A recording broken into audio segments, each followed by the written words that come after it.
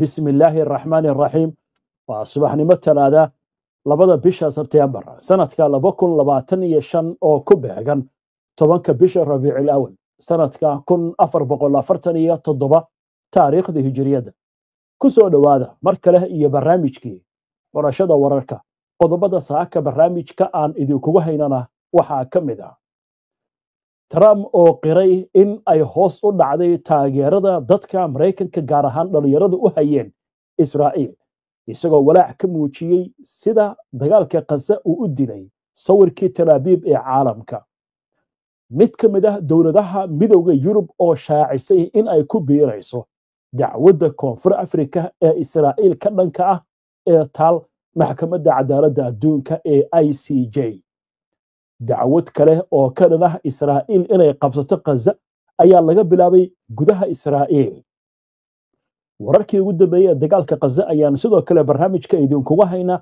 iyadoo Israa'iil xaray iyo saaka ay wado duqeyn culus xiisad dhanka diblomaasiyadda oo hor leh oo ka dhex coratay wadamada Maali iyo Faransiiska kadib markii dowladda Maali ay xabsiga dhigtay diblomaasi Faransiisa haddaba maxaa lagu haystaa ninkan ma dhaba inuu ka shaqeynayay falal mu'amarada Iiraan Shiinaha iyo Ruushka oo warqad culus oo ay kaga soo horjeedaan qorshe ay wadaan Faransiiska Jarmalka iyo Britain oo Iiraan ka dhan ah u gudbiyay golaha ammaanka ee qaramada midoobay dhammaan wararkan iyo kuwa kale oo faahfaahsan iyo wixii warah ee soo kordhaytayna hawada ku jirno ayaan idinkugu soo gudbinaynaa barnaamijka xulashada wararka internet plus waa adeeg ay macaamiishu ka heli karaan internet fiber ah oo xawaarihiisu yahay 20 megabytes per second ayna la socdaan receiver ay ku jiraan in ka badan 4,000 oo kanaal iyo boqolaal daqiiqado oo ah ku hadal bilaash ah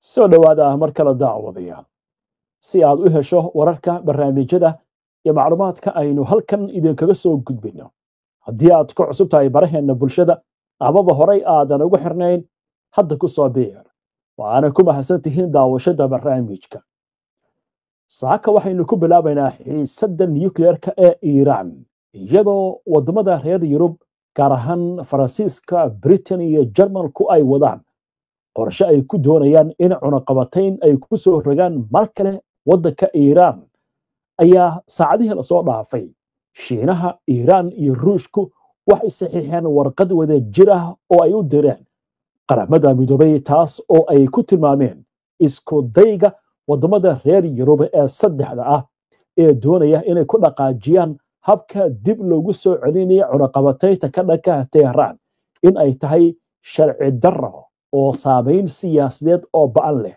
sidaasi waxaa sheegay wasiirka arrimaha dibadda ee Iiraan Abbas Araghchi saddexda dal ee reer Yurub oo ah Faransiiska UK iyo Jarmalka ayaa golaha ammaanka ee qaramada midoobay waxay ka dhigteen aalad lagu qasbo Iiraan ayuu hadalkiisa ku daray Araghchi xaaladan ururka iskaashiga Shiinaha waa ururka iskaashiga Shanghai ee magaciisa loo soo gaabiyo SCO ayaa waxa ay ka digeen fasiraad kale oo lagu sameeyo qaraarka golaha ammaanka ee qaramada midoobay ee taageeraya heshiiskii nuclearka ee Iiraan ee 2015 kadib markii awoodaha Yurub ay dhaqaajiyeen habka dib cunaqabatayn loogu soo ragi karo Iiraan dalalka xubnaha ka ah isbahaysiga ayaa adkeeyay dabeecadda waajibka ah ee qaraarka iyagoo xusay in isku day kasta oo lagu marhaabinayo ama si aan nidaam ahayn loo fasirayo qaraarkaasi uu wiiqi doono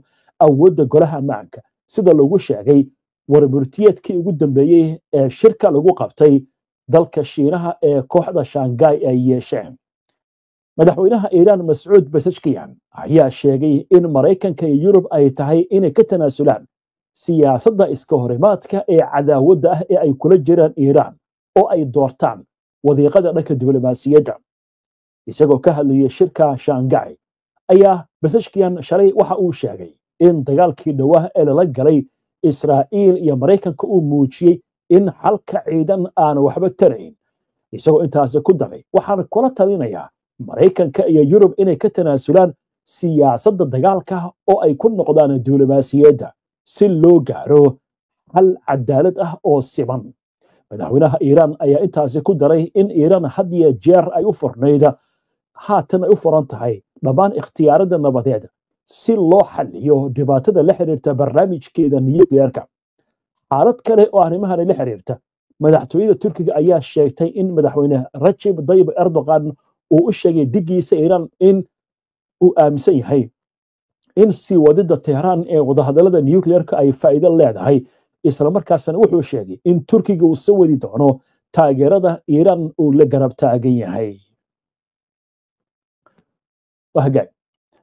arrimahaas waxay ku soo aadayaan xilli xaaladdu cirka ay ku shareeran tahay, isla markaasna lagu soo warramayo in dhaqdhaqaaqyo ciidan ay ka socdaan dhanka Israa'iil. wasiirkii hore ee gaashaandhigga Israa'iil Yoav Gallant ayaa ku andacooday suurtagalnimada mar kale dagaal inuu dhex maro iiraan iyo Israa'iil.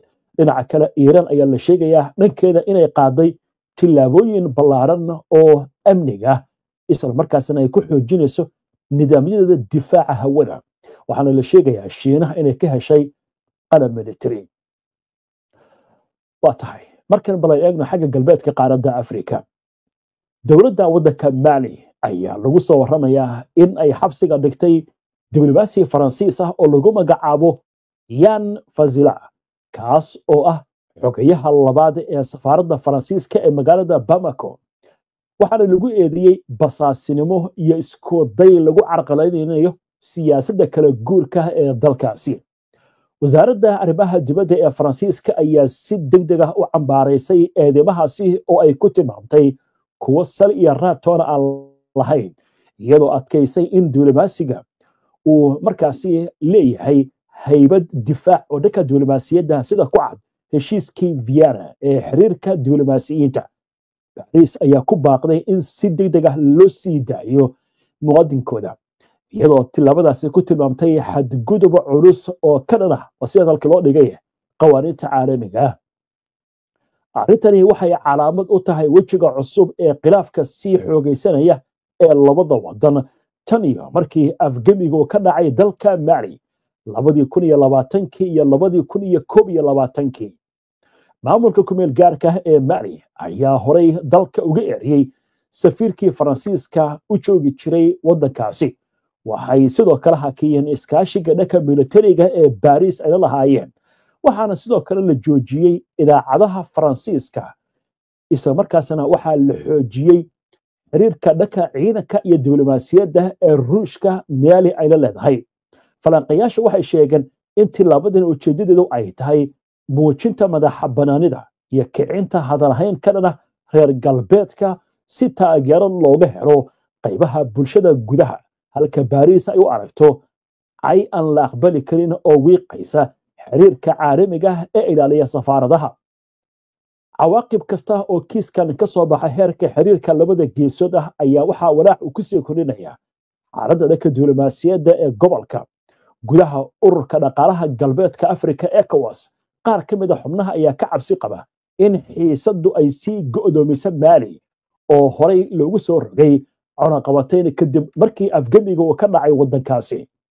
dalalka dariska ayaa ka digaya in kala jab rasmi ah uu ku yimaado dhanka Faransiiska iyo wadamada gobolka, taas oo ay sheegeen sida dalka u dhigeen in ay leedahay saameyn iskaashiga dhanka ammaanka gobolka, gaar ahaan dagaalka hubaysan. dhinaca kale, maamulada militariga ee Saaxil oo kala ah Burkina Faso iyo Niger iyo Mali ayaa dhacdadan u arka fariin loo diray Paris, taasi oo xoojinaysa hadalkooda wada jirka ah ee madax banaanidooda wadamadooda.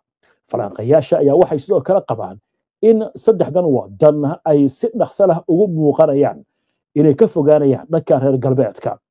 kiiska diblomaasigan wuxuu muujinayaa nuglaanta joogitaanka Faransiiska ee gobolka Saaxil, iyadoo la tixgelinaya kororka saameynta quwadaha kale, gaar ahaan Ruushka. dadka arrimaha gobolka falanqeeya ayaa waxa intaasi ay ku darayaan in Bamako aysan si qasab ah u doonayn inay caddayso shirqool, balse ay rabto in kiiskan u adeegsato xoojinta sharci ahaanshaheeda gudaha iyo adkaynta kaalinteeda qariirada ee isbahaysiga caalamiga ah.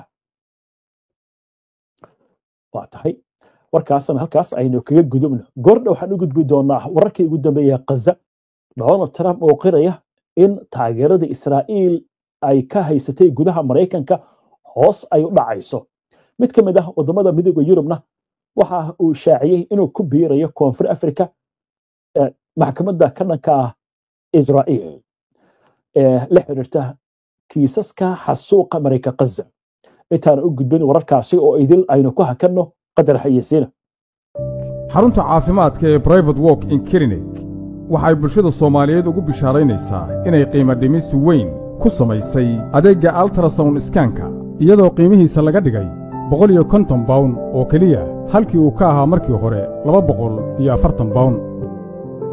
waxaa sidoo kale xarunta ka howlgala Dr. Akan Efe oo ah dhakhtar rug caddaa ah kana soo shaqaynayay howlaha caafimaadka muddo ka badan 30 sano. Dr. Akan Efe wuxuu xarunta ka howlgalaa maalinta Arbacada usbuuc kasta. wixii faahfaahin ah oo intaa dheer kala xiriir lambarada emailka iyo baraha bulshada ee shaashada kaaga muuqda. ku soo dhowow Qari Online. Qari Online waxa uu diyaar idin yahay barashada maadooyinka Quraanka Kariimka, higaada iyo asaasiyaadka diinta Islaamka, iyadoo ardaygu uu helayo hal week oo tijaabo ah inta uusan arday si rasmi ah uga noqon xarunta. taasoo ah waxyaabaha ay gaarka la yihiin macallimiintu waa khuburo. macallinka ugu yarna waxa uu leeyahay 5 sano oo khibrada. waalidka ubadku u dhigtaan isagana free wuu ku baran karaa haddii uu u baahan yahay. iyaduna waa fursad kale oo waalidku uu ka helayo Qari Online. haddaba si aad uga faa'iidaysato casharrada Qari Online, la xiriir ciwaanada iyo telefoonada shaashada kaaga muuqda. soo dhawaada mar kale daawadayaan.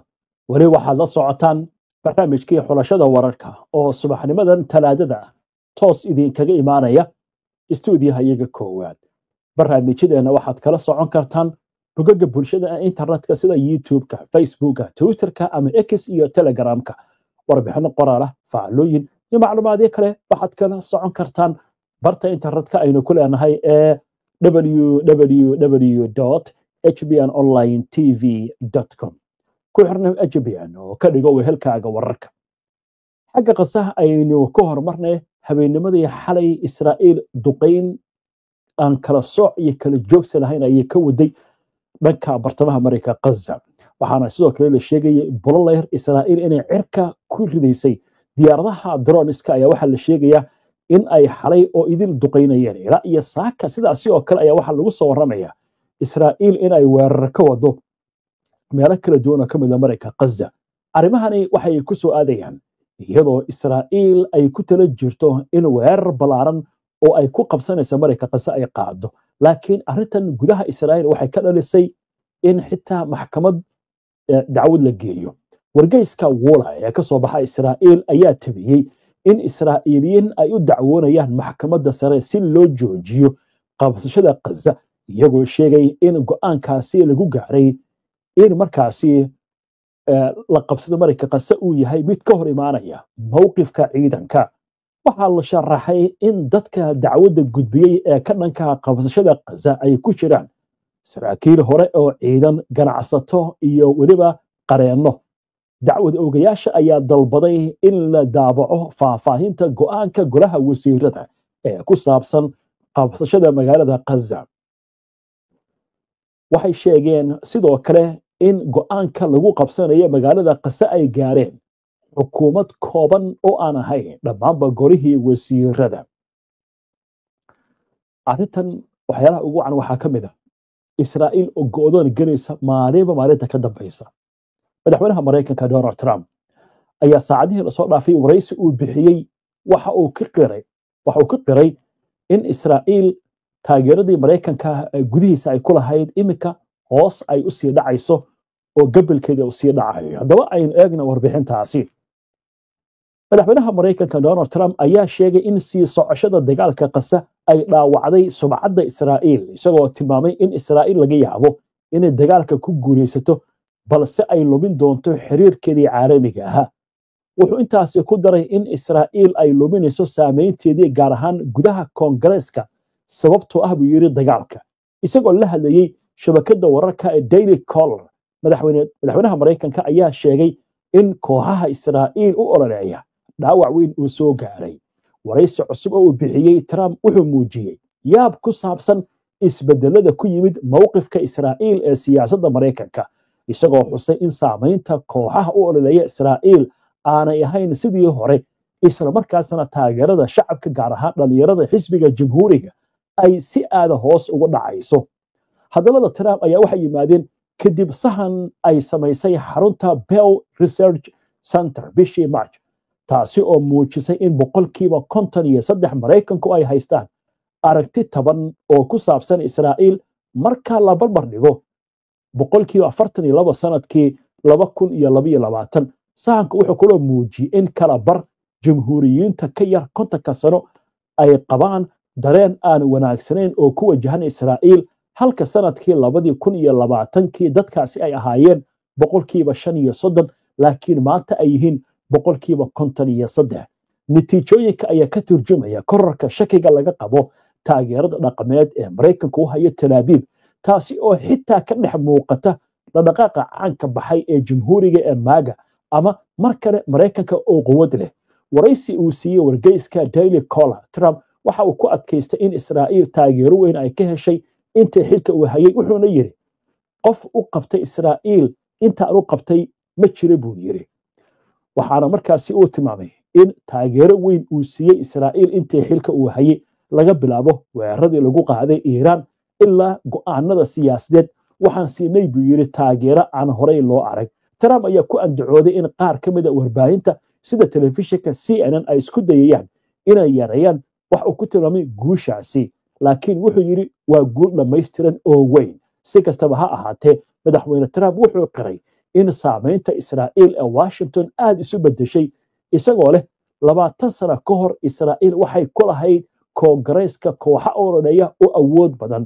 kuwaasi oo ka xoog badanaa wadan hay'ad ama shirkad kasta maanta heerkaasi laguma jiro buu yiri waa wax la yaab leh buu yiri inaan arko arrintaas Trump ayaa hoosta ka xariiqay in hoos u dhaca ay sabab u tahay soo bixitaanka codadka dhanka siyaasadda ee horusocodka ah ee koongareeska sida xildhibaanada Alexandria Ocasio-Cortez iyo kooxdeeda la magac baxday AOC+3 isagoo sheegay in ciyaarta ay bedeleen oo ay suurtagal noqotay in ay si fagaara ah Israa'iil loogu dhaliilo gudaha siyaasadda Mareykanka taas oo aan horey macquul ahayn Trump waxa kale oo xusuustay dhacdooyinkii 7 Oktoobar markii Israa'iil weerarka kala kulantay Xamaas wuxuuna yiri weerarkaasi ballaaran ee lagu qaaday Israa'iil maalintaasi waxay ahayd mid argagax leh aniga sawiradii waan arkay buu yiri si kastaba ha ahaatee waxaan dareemayaa in dadku ay iloobeen wixii dhacay maalintaas dadka falanqeeya arrimahani gaar ahaan hadallada Trump ayaa waxay muujinayaan caqabada sii kordhaysa ee ka jirta siyaasadda gudaha ee waddanka Mareykanka dhinaca madaxweynuhu wuxuu ku faanayaa in uu yahay taageeraha ugu weyn ee Israa'iil dhinaca kalena wuxuu qirayaa in dareenka shacabka gaar ahaan dhalinyarada jamhuuriyiintu aanay ahayn sidii hore arrintani waxay caqabad cusub ku noqon kartaa baa la yiri Israa'iil si ay u sii ilaaliso booskeeda lamaanaha dhanka istiraatiijiga ee aan muranka ku jirin oo ah Mareykanka laakiin gudaha ayaa muran uu ka jiraa waayo haddaba arrintu ma ahan oo kaliya dhanka Mareykanka xitaa Yurub ayaa la isla soo galay markii ugu horeysay dawlad ka mid ah xubnaha midowga Yurub ayaa waxay sheegaysaa inay ka fakarayso inay ku biirto dacwad ka dhan ah Israa'iil oo tal maxkamadda cadaaladda adduunka haddaba dawladda waddanka Slovenia ayaa dhaleecaysay mowqifyada caalamka ee ku saabsan xasuuqa Gaza waxayna ku dhawaaqday inay ka fakarayso ku biirista dacwadda koonfur Afrika ee ka dhanka Israa'iil ee tal maxkamadda caalamiga ah ee cadaaladda ee magaceeda loo soo gaabiyo ICJ madaxweynaha Slovenia Natasha Peace-Moser ayaa sheegtay in dunidu ay garsoore ka noqotay dambiyadii Sarabanska balse ay jiraan kuwa difaacaya xasuuqa Israa'iil ee Gaza waxay tilmaamtay in midowga Yurub uusan wax tilaabaha qaadin inkastoo si rasmi ah loogu dhawaaqay in macaluul ay ka jirto Gaza waxay tiri Yurub waxay u muuqataa in ay ilowday in xuquuqda aadanaha iyo sharafkuba ay muhiim yihiin meel kasta oo dunida ka mid ah wasiirka arrimaha dibadda ee dalka Slovenia Tanya Fajon ayaa xaqiijisay in Slovenia ay tixgelinayso in ay ku biirto dacwadda koonfur Afrika taas oo Israa'iil ku eedeynaysa xadgudubyo culus oo ka dhana falastiiniyiinta. ICJ ayaa horay u amartay Israa'iil inay qaado tillaabooyin degdeg ah oo lagu ilaalinayo dadka rayidka ah, go'aan lagu tilmaamay mid taariikhi ah, inkastoo aan lagu darin in xabadda la joojiyo. Slovenia horay waxay u aqoonsatay Falastiin, waxaana ay ku baaqday in golaha ammaanka ee qaramada midoobay uu ballaariyo aqoonsigaasi. wasiirku waxa ay sheegtay in dalkeeda uu soo rogay cunaqabatayn, gaar ahaan in wasiirro Israa'iiliyiin laga joojiyay inay soo galaan waddanka, in sidoo kale la joojiyay ganacsigii hubka, isla markaasna lagu booriyey midowga Yurub inuu qaado tillaabooyin adag. waxaana ay xustay wasiirka arrimaha dibadda in Gaza si olokaca loogu diidayo inuu galo gargaarka. qoysas dhan ayaa la tirtirayaa bay tiri, iyadoo caruur badan maalin walba ay ku dhimanayaan duqeymaha iyo macaruusha.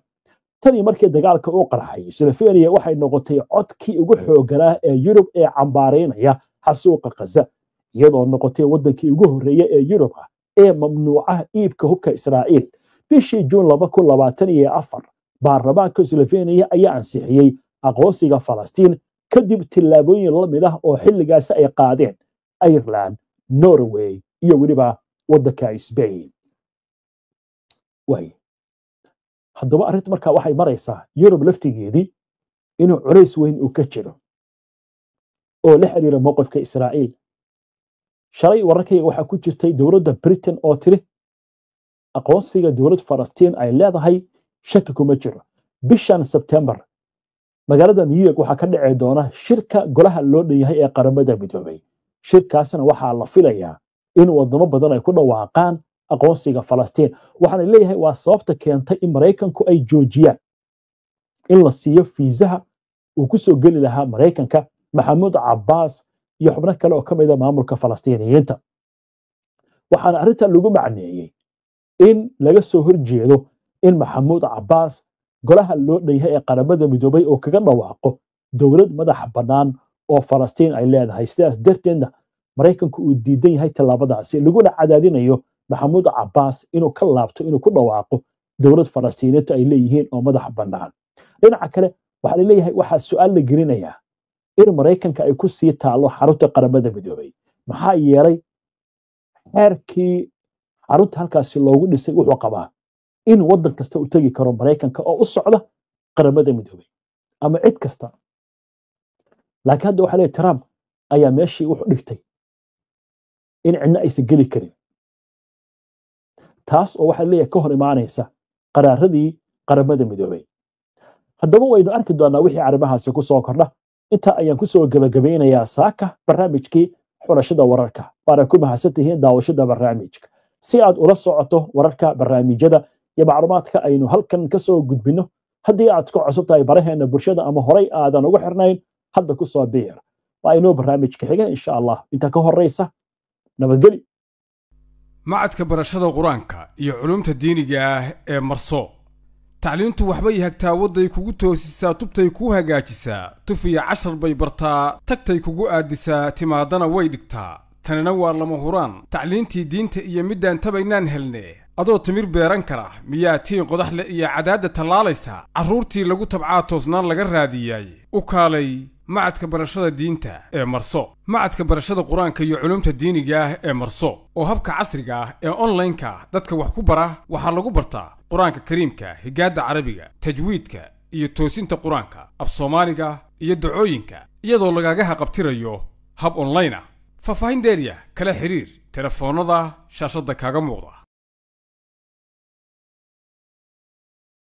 ku soo dhawow Safari Remit. warkii ugu mudnaayo weliga aad maqashaan hadda ku waramaya ee kaalay u hesho Safari Remit. haddii aad ku nooshahay dalka UK, Safari Remit waxay kaa caawinaysaa inaad lacag u dirto ehelka kuu jooga geeska Afrika sida Kenya, Soomaaliya, Uganda, Djibouti, Ethiopia, Sudan, South Sudan, Tanzania iyo weliba dalka Turkiga si fudud oo qiimuhuna jaban yahay. macaamiisha cusub waa khidmad la'aan 3 jeer ugu horeysa lacag diristooda. isticmaalka Safari Remit waa mid aad u sahlan, waxaana kaa xigta inaad booqatid www.safariremit.com. waxaadna ka geli kartaa laptopkaaga, mobilkaaga ama iPadkaaga meel kasta oo aad joogto. Safari Remit hadda adeegeeda waxay ka bilowday dalka UK, mar dhowna waxa ay ku baahi doontaa dhammaan wadamada Yurub iyo waqooyiga Amerika. Safari Remit rugta lacag dirista ugu fudud, baahitiraha baahi loo qabay Safari Remit